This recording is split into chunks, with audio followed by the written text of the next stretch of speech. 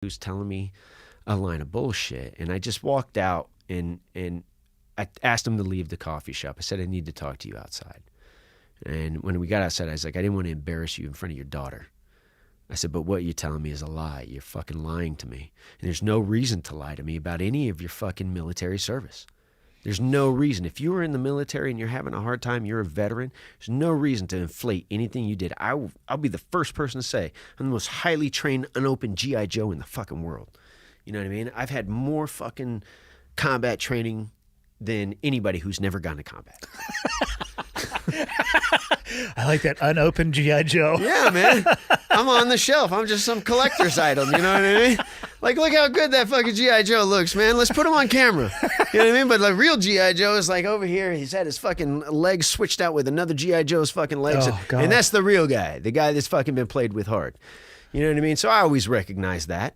And this guy, to be claiming that he was anything other than what it was, I just called him out on it. And I was like, you know, we're not going to talk. I'm not going to do an interview with you. And I said, and you should be ashamed of yourself.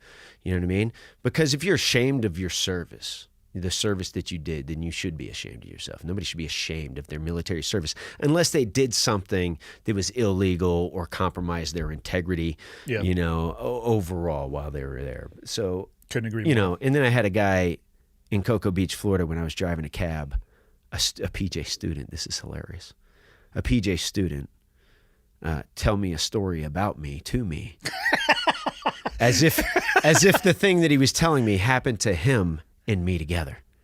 And my homie Jim Sluter is the guy. He's the one that brought the kid over. He's like, you got to hear this story. You got to hear this fucking story. I'm assuming this man knew. And Jim knows who I am. But it's, you know, long hair, fucking. I'm driving a cab, and basically I'm like smoking a cigarette, not PJ like at all. I'm in the dregs now.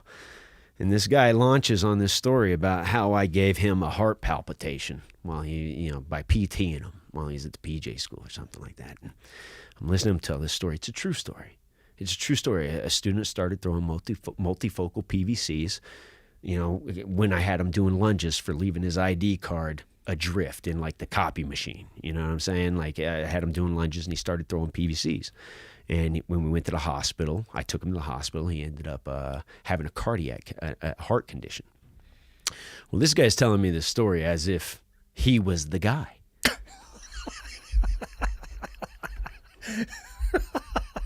And Jim is laughing because he's